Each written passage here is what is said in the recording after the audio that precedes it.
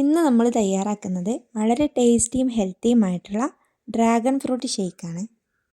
എൻ്റെ ചാനൽ ആദ്യമായി കാണുന്നവരാണെങ്കിൽ സബ്സ്ക്രൈബ് ചെയ്ത് സപ്പോർട്ട് ചെയ്യണേ. അപ്പോൾ നമുക്ക് വീഡിയോയിലേക്ക് പോകാം. ഇതുപോലെ 2 ഡ്രാഗൺ ഫ്രൂട്ടാണ് ഞാൻ എടുത്തിട്ടുള്ളത്. ഇനി ഇതുപോലെ രണ്ടായി മുറിച്ച് നമുക്കിതിൻ്റെ തൊലി കളഞ്ഞെടുക്കാം. ഇനി ഒരു മിക്സിയുടെ ജാറിലേക്ക് നമുക്ക് ഡ്രാഗൺ ഫ്രൂട്ട് ഇട്ട് കൊടുക്കാം. എന്നിട്ട് ആവശ്യത്തിന് മധുരം ചേർത്ത് കൊടുക്കാം. ഡ്രാഗൺ ഫ്രൂട്ടിന് തന്നെ നല്ല മധുരമുണ്ട്, അതുകൊണ്ട് മധുരം അല്പം ചേർത്താൽ മതി. ഇനി 1 കപ്പ് പാലും ഒഴിച്ച് കൊടുത്ത് ഇത് നന്നായിട്ടൊന്ന് ബ്ലെൻഡ് ചെയ്തെടുക്കാം. അപ്പോൾ ഇതാ നമ്മുടെ ഡ്രാഗൺ ഫ്രൂട്ട് ഷേക്ക് ഇവിടെ റെഡി ആയിട്ടുണ്ട്. നമുക്കിനി സെർവ് ചെയ്യാം.